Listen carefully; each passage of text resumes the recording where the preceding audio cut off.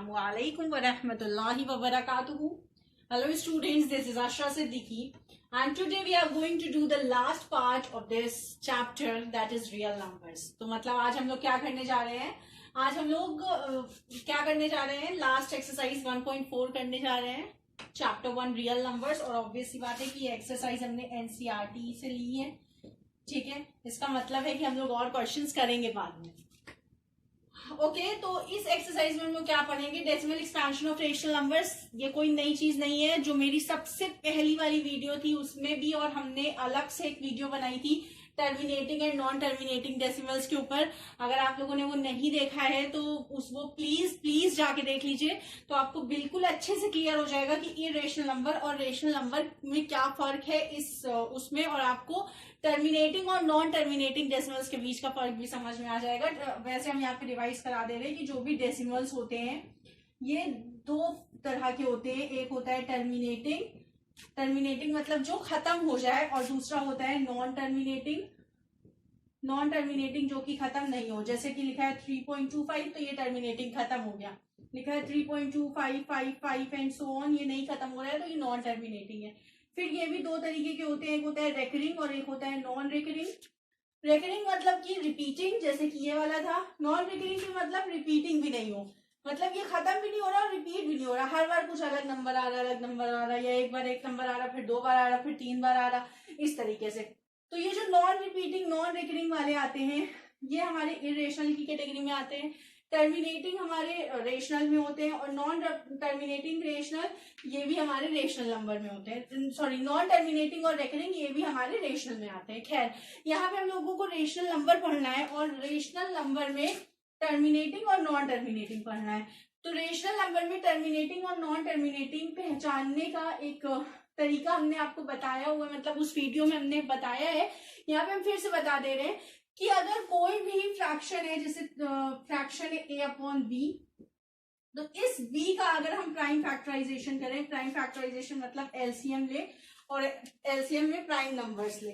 जैसे कि हमने लिखा 2/8, तो 8 का हम प्राइम फैक्टराइजेशन करें तो 2 4 8, 2 2 4, 2 1 2, तो क्या मिला हमें? 2/2 की पावर 3।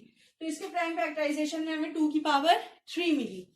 तो इसी तरीके से अगर हम डिनोमिनेटर का प्राइम फैक्टराइजेशन करें और उसके प्राइम फैक्टराइजेशन में हमें 2 की पावर में कुछ और 5 की पावर में कुछ मिले, ठीक है, तो ये होता है टर्मिनेटिंग डेसिमल्स। ठीक, जैसे कि इसमें हमें 2 की पावर में मिला, 5 की पावर में नहीं मिला, तो हम कह सकते हैं इसको 5 की पावर 0 है ना। 2 की पावर 3, 5 की पावर नहीं है तो 5 की पावर 0 कह सकते हैं, मतलब 5 नहीं है तो 5 की पावर 0 कह सकते हैं। तो हमें 2 की पावर m इंटू 5 की पावर n में मिल गया हमको। तो ये जो होगा, ये जब हम इसको डिवाइड करेंगे 2/8, तो ये जो डेसिमल होगा ये एक जगह पे टर्मिनेट कर जाएगा, मतलब खत्म हो जाएगा। करके देखते हैं, जैसे पॉइंट लगाएंगे, 0 बढ़ाएंगे, 8 2 16, 4 पॉइंट लगा हुआ है, 0 बढ़ा सकते हैं 5, तो हमें क्या मिला? 0.25। ठीक है, तो इसका मतलब कि जब भी हम फ्रैक्शन ले रहे हैं तो उस फ्रैक्शन या रेशनल नंबर ले रहे हैं तो उस रेशनल नंबर का जो डिनोमिनेटर होता है उसका प्राइम फैक्टराइजेशन अगर इस फॉर्म का आता है 2 की पावर m 5 की पावर n, इसका मतलब है कि उसमें या तो 2 हो या तो 5 हो, और या तो 2 और 5 हो। 2 और 5 के अलावा कुछ नहीं होना चाहिए। तो अगर 2 हो या 5 हो, या वो 2 और 5 दोनों हो, तो फिर वो टर्मिनेटिंग होता है।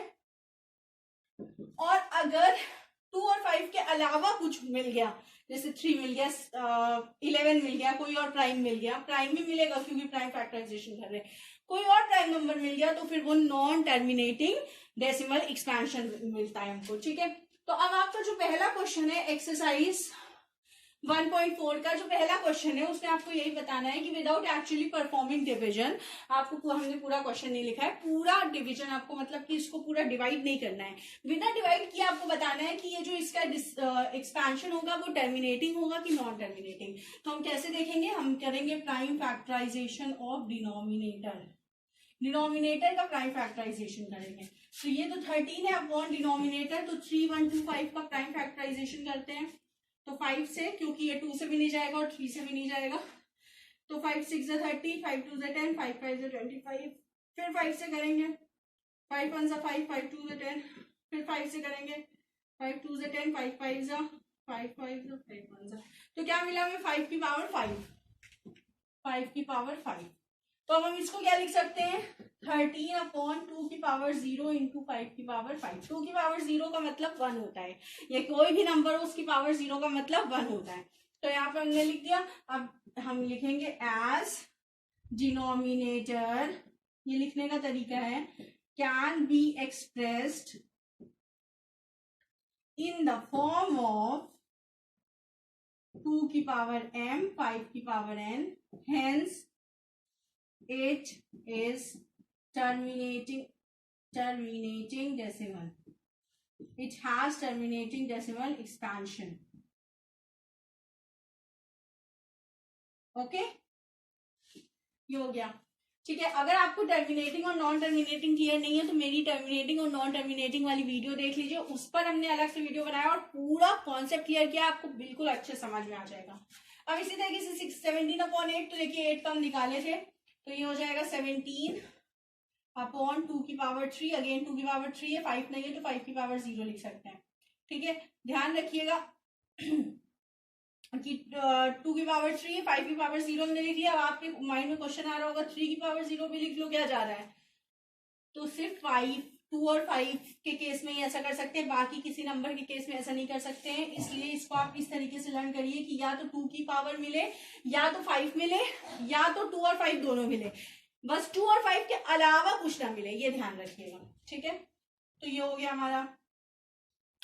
तो ये इसका भी टर्मिनेटिंग डेसिमल होगा। ये देखिए 2/3 5/2 की पावर 3 5 की पावर 2, तो ये भी देखिए 2 की पावर m 5 की पावर n के फॉर्म में पहले ही से है, तो ये भी इसका भी टर्मिनेटिंग डेसिमल होगा। और भी क्वेश्चन है इससे रिलेटेड, जैसे कि ये वाला देखिए 455 या 210 या 50 35 के 9 वाला देखिए 35/50। तो 50 का अगर हम प्राइम फैक्टराइजेशन करेंगे तो हमें क्या मिलेगा, 25 5 1। इसमें भी हमें 2 और 5 ही मिला। 210 वाला भी है एक, देखिए यही वाला देख लीजिए 8 वाला 6/15 है ये, तो 15 का करेंगे तो हमें क्या मिलेगा 3 5 15। तो देखिए इसमें क्या मिला हमें 6/3 इंटू 5, तो हमें यहाँ पे क्या मिला 3 इंटू 5। 2 और 5 की जगह पे हमें कोई और नंबर मिल गया। ठीक है, मतलब हमें 2 और 5 के अलावा कोई और नंबर मिल गया। तो इट हैज नॉन टर्मिनेटिंग, आप करके देख लीजिएगा, नॉन टर्मिनेटिंग डेसिमल एक्सपेंशन। तो इसका जो डेसिमल एक्सपेंशन होगा वो नॉन टर्मिनेटिंग होगा। तो आपसे अगर क्वेश्चन आए कि विदाउट डिवीजन आपको बताना है कि टर्मिनेटिंग डेसिमल एक्सपेंशन मिल रहा है कि नॉन टर्मिनेटिंग, तो आप उसके डिनोमिनेटर का प्राइम फैक्टराइजेशन करेंगे।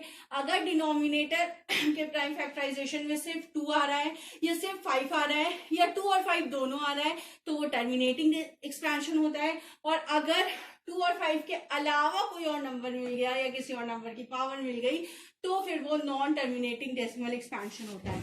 ठीक है, उसके बाद क्वेश्चन नंबर 2 जो आपका दिया है उसमें आपको ये दिया है कि जो टर्मिनेटिंग है उसका वाला डेसिमल एक्सपेंशन निकालो। इसका मतलब जो टर्मिनेटिंग वाले होंगे उसको आपको डिवाइड करके निकालना पड़ेगा कि कितनी प्लेस तक जा रहा है। दैट इज वेरी सिंपल, ये आप कर लेंगे। और अगर फिर भी अगर आपको कोई भी डाउट होगा तो आप हमसे पूछ लीजिएगा। उसके बाद देखिए, ये देखिए क्वेश्चन नंबर 2 में यही है, write down the decimal expansion of those rational numbers above which have terminating decimal expansion. जिनका टर्मिनेटिंग डेसिमल, जैसे इसका टर्मिनेटिंग है तो डिवाइड किया हमने, डिवाइड करके क्या आया 0.25। तो यही आपको करना है, जिसका टर्मिनेटिंग है उसको डिवाइड करके आपको निकालना है। ठीक है, फिर थर्ड देखिए द फॉलोइंग रियल नंबर्स, इसमें आपको रियल नंबर दिया हुआ है और आपको बताना है कौन सा रेशनल है और कौन सा। In each case decide whether they are rational और नॉट, पहले आपको ये बताना है कि रेशनल है कि नहीं है। फिर अगर रेशनल है तो फिर क्यू के प्राइम फैक्टर्स का क्या होगा, क्यू के प्राइम फैक्टर्स का क्या होगा, इसका क्या मतलब हम बता रहे हैं। 1 मिनट, आपको सबसे पहले तो ये बताना है कि रेशनल है कि इर्रेशनल है। अब अगर रेशनल है तो वो P/Q के फॉर्म में होगा। तो आपको बताना है क्यू के प्राइम फैक्टर्स के बारे में। फिर से वही बात आ गई कि Q का मतलब डिनोमिनेटर का प्राइम फैक्टर्स। तो अगर ये जो एक्सपेंशन है वो टर्मिनेटिंग है, अगर टर्मिनेटिंग है तो Q के फैक्टर्स में हमें क्या मिलेगा 2 और 5 मिलेगा। और अगर ये नॉन टर्मिनेटिंग है तो Q के फैक्टर्स में हमें अदर देन 2 और 5 मिलेगा। ठीक है, तो पहला देखिए, पहला लिखा हुआ है, पहला क्या लिखा हुआ है 43.123456789, ठीक, खत्म हो गया।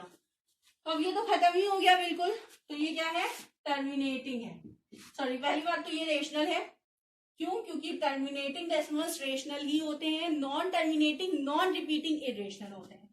तो ये टर्मिनेटिंग है तो ये तो रेशनल ही है, और रेशनल हो गया तो हमें ये भी बताना है कि इसका क्यू जो होगा प्राइम फैक्टर्स वो किस तरह का होगा। तो देखिए ये टर्मिनेट कर जा रहा है, ये खत्म कर जा रहा है, तो टर्मिनेटिंग का मतलब क्यू के प्राइम फैक्टराइजेशन में 2 और 5 ही आएगा। तो हम इसमें लिखेंगे कि इसके जो इसका पी अपॉन क्यू जब बनेगा तो जो क्यू होगा उसके प्राइम फैक्टर्स में 2 और 5 ही मिलेंगे और कोई नंबर नहीं मिलेगा।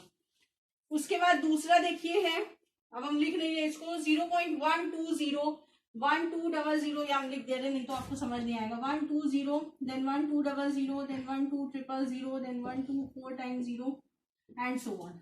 तो अब देखिए ये एक तो खत्म नहीं हो रहा है, इसका मतलब नॉन टर्मिनेटिंग है।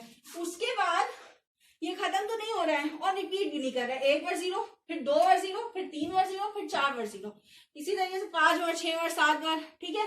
तो ये रिपीट भी नहीं कर रहा है और खत्म भी नहीं हो रहा है, तो it is non terminating and non recurring. Non terminating और नॉन रिकरिंग डेसिमल्स होते हैं आपके इरेशनल नंबर। तो ये इरेशनल है, तो अब इरेशनल है तो पी अपॉन क्यू के फॉर्म में भी नहीं आ सकता, तो जब इस फॉर्म में भी नहीं आ सकता कोई सवाल ही नहीं पैदा होता क्यू का फैक्टर। उसके बाद दिया हुआ है 43.123456789 और इस पे बार, ठीक। अब अगर इस पे बार है तो इसका मतलब ये इतना रिपीट हो रहा है, तो ये क्या हो गया नॉन टर्मिनेटिंग तो है मगर रिपीटिंग है। तो नॉन टर्मिनेटिंग तो है मगर रिपीटिंग है, तो ये फिर से क्या होगा रेशनल नंबर होगा, ठीक। और रेशनल नंबर है तो फिर से मतलब ये पी अपॉन क्यू के फॉर्म में लिख सकते हैं। तो हमें बताना है क्यू किस तरह का होगा। तो क्यू देखिए ये नॉन टर्मिनेटिंग आ रहा है, तो नॉन टर्मिनेटिंग का केस क्या है कि 2 और 5 के अलावा फैक्टर्स मिलेंगे, तो इसके भी फैक्टर्स क्या मिलेंगे, मतलब Q have other factors, you have factors या prime factors other than 2 and 5, ठीक। तो इस तरीके से आपका ये कंप्लीट हो गया। तो अगर आपको क्वेश्चन यूक्लिड डिवीजन लेमा पे आए, फंडामेंटल थ्योरम पे आए, या फिर प्रूविंग इरेशनैलिटी पे आए, या फिर प्रूविंग टर्मिनेटिंग और नॉन टर्मिनेटिंग पे आए, ये सारी चीज हमने आपको जितनी भी चैप्टर में थी और एनसीईआरटी में थी ये सारी चीज हमने कवर कर दी है।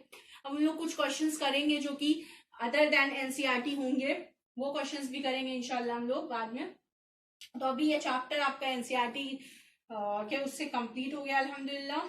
जो भी डाउट्स हैं I keep saying it again and again कि प्लीज अपने डाउट्स मत रहने दीजिएगा, कमेंट सेक्शन में जरूर पूछ लीजिएगा, so that you will understand everything properly. Okay, जज़ाकल्लाहु खैरा। अस्सलामु अलैकुम व रहमतुल्लाहि व बरकातहू।